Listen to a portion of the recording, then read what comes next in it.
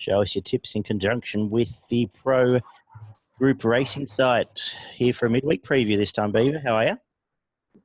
Good, mate. Good. How are you? Good. We've joined the internet racing Zoom community. Apparently, it's all exists anymore. All the previews happen. Oh, right. Yes. Well, I'm sick of coming over and sitting next to you, mate. So it's easier to do this way.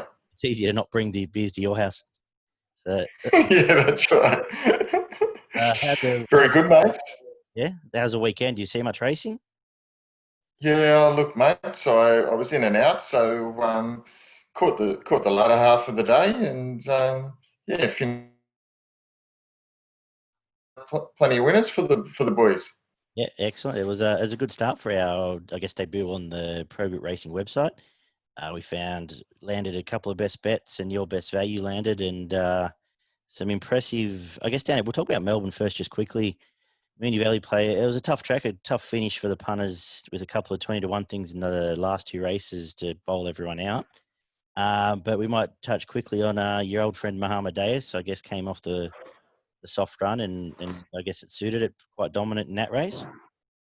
Yeah, well, the Folly Grey looked like it was home, but Muhammad Ayas just dug deep, and it looked on the bend. It didn't look like it was going to run past it, but found plenty. The legs that it had plenty of endurance in those legs meant that it could run over the top of them, and the fast run race certainly helped it.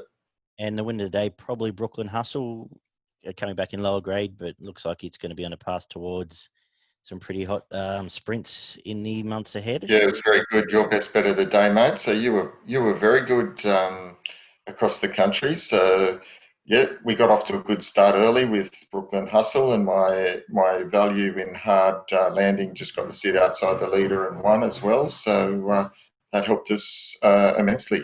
And you mentioned one of the other ones you were keen earlier, and we didn't really go into in depth, was Sovereign Award, who won it well for the O'Brien Oliver combination. And yeah, so that was good. That was good for us as well. So yeah, and Sydney between us, we pretty much nailed the quaddie. It was a wetter than expected track in Sydney, and I got a feeling with weather that's around that it's going to be this way for another month or so. We're not going to get a dry track in Sydney for a fair while. Yeah, it's a bit like that, isn't it? So both midweek and the weekends are proving tough with heavy tracks. And yeah, we were roundabout early. I mean, my value in the second ran a good race, but could only finish second. And then my best bet, the race after, Cordia couldn't quite get past them either. So that didn't help. It was second placings for me. Yeah, the track played, I think I said heavy 8, but I know David Payne pulled out a horse because he thought it was heavier than that. And it was very, very heavy track across the board, and that was reflected in some of the times. I don't know if there's much you take out of that meeting, unless the only thing to really take out, I suppose, is a lot of these horses probably go around in 2 weeks, and the form may hold up against fresh horses. We're probably not going to get a chance for first up horses to really perform here. Yeah, that's right. And thankfully, we got the quaddie up, but it wasn't filling the pockets. But a winner's a winner. I was just thinking about this today as well. There's a thing, like we talked about Black Magnum, and it sort of lived up to it not running that well on a wet track. Is it to the detriment to keep running them? Like a bit like Superior, like you just think it's not. It is to the detriment. Look, they just don't handle the going, and I just don't think it helps them for next prep either. It just sucks it out of their legs, and they just don't come back as good a horses if they struggle in that type of going. It's just a waste of time. Yeah, and I was just like Supreme's the other one we've been good friends with, but it's they have 3 runs on it and go nowhere, and it just takes a bit of the edge off them, and they end up just one of these horses that runs around after a while. Yeah, well, thankfully we picked it early and we got off, and we haven't hopped back on, and it's proven correct. They very rarely turn around this type of form if they don't handle the track. One that did though was Formina, which we both sort of suggested. Yes, that was very handy late in the day for me. So just keep filling the pockets and keep me kicking along. So it was almost my best bet of the day, but I was just a bit unsure. But they still did ride it a little closer than I expected, but it was just too good and proved that it was a good horse. I'm still not convinced it actually really enjoyed the going, but it was just too good for those. Similar, I think Kiss a Bride the same. Just was the best horse and in an average field, which are probably going to continue to race against the next. It's almost like some of these horses which would otherwise be going out may as well race on until it dries out. Yeah, well, Kiss the Bride's form was good going into that the last couple of starts, and it proved to be the case. Yep. Much else out of the weekend? Anything else around the nation, or we just look forward now? No, nothing else. Turn on. Nothing else, mate. Just on to tomorrow and the rest of the week. And just quickly, Nature Strip Trial today. I'm sure if you're watching this, you've probably seen it. It was quite impressive. Looked like it's returned in fine style and be a dominant force probably through handles most conditions. So it'd be hard to beat through most of the spring prep, I suppose. Oh yeah, it's look great horse to back. It jumps, it gets on the bunny, and it gives you a good sight. And very rarely it does put in a shocker, but most of the time it's given a good sight, and you'll know pretty much at the top of the straight when they let it down if you're going to win. And it's a hard horse to get past. That's it. All right, we'll have a look around the nation. So for our midweeks for the time being, obviously, once we get towards spring carnival time and we get some exciting sort of Oaks Days meeting and stuff, we'll get deep to depth. Maybe do a couple of Friday nights. They're always good fun. But for now, Yes, sort of said we'll agree on jumping on a state each for a quaddie. And so this week you're going to handle Cranbourne and the Melbourne Metropolitan meeting, and I'll have a look through yep, an okay Canterbury card, and we'll see if we can find a couple of winners between us and get a bank for Saturday. perfect. Who wants to kick off here? Well, mate, yeah, mate, you fire away with Canterbury. Start working through it and tell me what you've got. Beautiful. Maybe you can, as I throw out a few, you can chime in with some markets for us. Yeah, I've got them ready to go here, mate. Beautiful. Well, I started on the Canterbury card for a Wednesday midweek meeting. It's currently rated a heavy track. It will probably play a bit better than that. Pretty good weather for now. Canterbury does dream quite well. So it's sort of leaning towards a softer, but end of day midweek racing. Canterbury for the last, as long as I can remember, has played inside rail. You want to be either on the rail or just behind. And whereas usually if I'm looking for leaders from out wide, just as a rule, I'm now looking for leaders inside, which doesn't always advantage the best horses. But for now, for the race 4, benchmark 72, 1550, the two I sort of came back to here in a toughish race. Duo Rain at $17 is going to lead. I thought the two worth a bet. There's a couple of back marker, the Waller ones, which can get back, but the race I really don't like and probably won't bet him myself. Celtic Love was double figures, I believe. Now back to the scene of the crime. It is Michaela on a Wednesday, but was pretty good in not the A position last start. So double figures there, and something. The other one double figures was Pressure, who's a sort of leader back from Saturday to Wednesday. May get just behind lead if it gets across in that field there. I think they're both double figure odds at the moment. Yeah, Pressure at $11 and Celtic Love 13s. Yeah, no, neither of them I'll be having this week's rent on, but they are the two specs I might throw in there. Race 5 over the 1100 metres. Some nice horses rooming here. I'm going to tip here Zakat. I think J-Mac on it could cross over and trialled alongside horses called Cascadian and Avilius. And it was quite good fresh first two runs last prep. It's then went out just behind Bold and Wild, who went to town and probably didn't exactly cover itself in glory, but a freshen up here gets a right run behind the leaders and around $6, $6.50 worth of spec Yep. there. I guess a lot Yeah, of it's always round about the mark. Last 7 runs, it's finished in the placing. So you'll get, it'll be around about again. any thoughts on the first two I've mentioned there, first two races?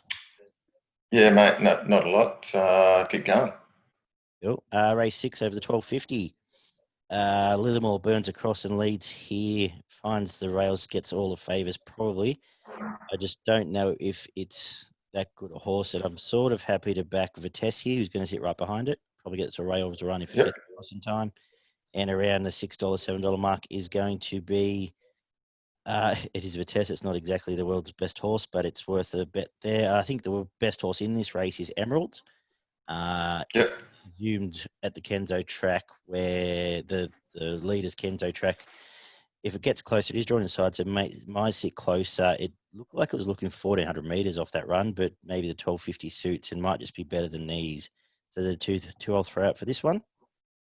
Yeah, it's a tricky little race, but Vitesse is in good form, and just be careful. But my little play comes up with Lillymore in this race with the 4 forward Daggy, so it's one to keep an eye on.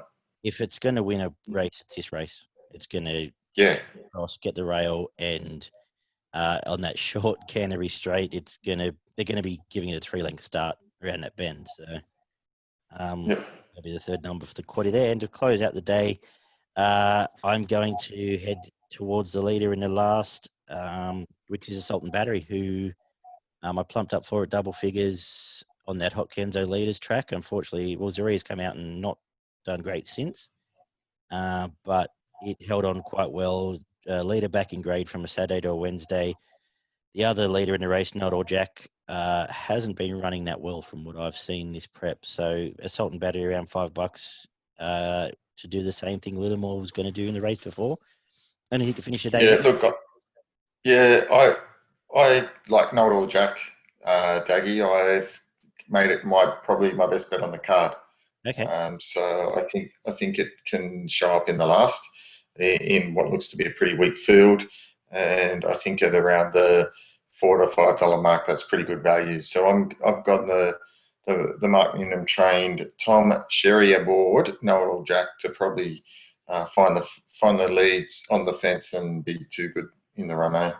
Beautiful. So what we might do is just do one bet across the country on a Wednesday, one best bet, instead of throwing them out every. You want to go willy-nilly and give us a couple of best. But my value for the day is in Sydney is Zakat at 650 is my each way bet of the day.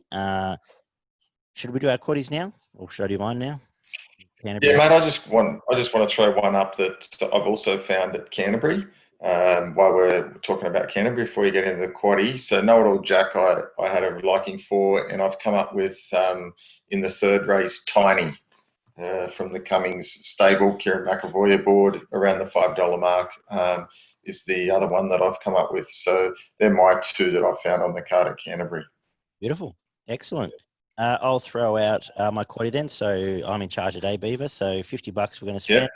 We're going to widen the first leg. 1, 2, 3, 4. You're going to be. I'm surprised you're not burning daggers at me yet. 5, 6, 7, 10 in the first. Skinny it up with 1, 2, and 5. 4, 5, 6, and 10 in the third leg, and home with 2, 6, and 7. No, $50 gets you just on 20% there. So we're looking. No worries. So that will be our quick look at Canterbury, and we'll head down south to Cranbourne. Traditionally, probably a general leaders track as well. Beaver, how have you approached a Cranbourne meeting? Yeah, look, it's going to be a bit of a soft track there, but I think there will still be plenty of chances, whether you're up on pace or coming from back in the field. So I'm hoping it plays a pretty reasonable and fair track for me. Beautiful. Are you going to do the quaddie legs as well, or how we approach Mate, I'll just do the straight quaddie legs. So the first leg in the quaddie, I've come up with my selections. Numbers 2, 8, 1, and 9 in the first leg. So Lunar Flare, $2.10 for Oliver and Begg. Yep. Lunar Flare, Austria, Clean Achiever, and Levin Lass in the first leg. In race 6, I've got come up with a couple here. Number 8, number 14, number 2, and number 10. Excellent. So you're with the favourite again, Bluest Sky for John Allen and Tom Dabinick, about the $2.60 mark. Oh, they're just my quaddie selections. My actual cool. In this race. Sorry, mate. I didn't really like anything in the first leg of the quaddie. I was just going wide there. In this race, I actually made my value bet of the days in this race, and that's number 14, His Kingdom. Okay. It's got Jamie Carr aboard. This is a pretty open race, and the three in the market have all won last start. But at the $8 mark, I really like the Busserton Young Trained His Kingdom. It's at around about the $8 mark now, so that's my value bet of the day. So I'll be having a sneaky few dollars on that as my value tip, and the others I'll be throwing in to support it in the Quaddy League. Okay, excellent. Well, we'll run through and get your tips for the last two, then we'll do your quaddy numbers all at once. Yeah, no worries. In the seventh race, thought this was a pretty tricky race, but I've come up with number 3, Suplex City, resuming from a spell. It's got Oliver aboard. I'm a bit concerned about the draw in any way and be finishing down the middle of the track. So if it gets the pace to suit and they can finish on from the back of the field, I think it's going to be hard to beat in that race. And in the final race, I've come up with, hold the phone, the 13 is my pick in the last, Sunset Eagle, around the $5.50 mark. So mixing its form of late, the 2 starts back was pretty good. So I'm hoping it can reproduce that form. Gets a bit of a weaker field this start than its last start, where it ran into the pretty impressive mystery shot and finished well off the mark there, and was pretty easy in the market. But if you go back to its start before that, won well, and given it's drawn well, got the service of Jamie Mott, I think it can be in the finish here. So number 13 in the last. Beautiful. And the one I quickly want to ask you about is Lakes Folly, who's come back over from, I think we last saw it in short price favourite at Morville and then Bendigo. Did you have? Yeah, look, it'll be winning. I've made it my best bet on the card, and it's my best bet around the country tomorrow. So I don't think there's too many horses here that can beat it. Paddy Payne's got probably the main danger. Outside of that, this is a pretty ordinary affair. So I think Lakes Folly gets its chance tomorrow. The $2 mark, which it's sitting at the moment, I wouldn't really want to be taking any shorter than that, but I think it'll be winning. The only thing I'm scared of is a Mad Leaders track. Yep. Because I'm making it my best of the day as well. Across there you go. So that's why I asked. I think it's got it's now 3-4 runs in, but I think it's a better horse than what it's running against tomorrow. Yep. And your value play was the Busserton horse, wasn't it? Kingdoms. Yep. His Kingdom. Cool. So punch out those quaddy numbers again for us. Yeah, I'll go back over those quaddy numbers again. So in the first leg, my numbers were 1, 2, 8, and 9. Yep. In the first leg. In the second leg, I came up with 2, 8, 10, and 14. Yep.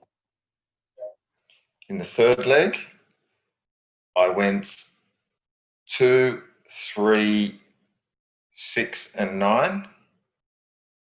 Beautiful. And to round out the day, I came up with number 10, 12, and 13. 10, 12, 13. So just on that. So $50 there gets us 190 selections, gets us 26% for those selections. Perfect. So good job, Beav. So just recap, your best of the day in accordance with me is Lakes Folly, Cranbourne Race 5, number... Race 4, number 5. 4, number 6. Yeah, close. Yeah, you're all over it. Your best value? My best value came up in race 6, number 14 at Cranbourne. Which is the Kingdom, isn't it? The Kingdom. And my best... His Kingdom. His Kingdom. And my best value was Canterbury Race 5, number 2 Zakat for JMac, about $6.50 mark as well. Yep, perfect. Beautiful. Anything else? Anything else for us, mate? Not really. No, just getting through winter No, midweek. We'll just want to perfect. little plays to get us to Saturday for now. As we I've got one for us in Sunshine Coast, mate. You're desperate and you want to win later in the day, comes up in race 6, number 1, Run for Glory. It's excellent, about the 7-4 mark. Should be hard to beat. Third up after a spell and won well last start. Jimmy Byrne aboard. fantastic, good chatting, mate. That's it, mate. I'll You see you too. Thursday. We'll do this again. We'll have our Melbourne and Sydney full previews between the two of us. And Perfect. thank you again, Pro Group Racing, for looking after us. And hopefully we pay them and the punters with plenty of winners as we go forward. So, Beaver, good luck tomorrow, and we'll see you Saturday. Perfect, mate. Take Excellent. care.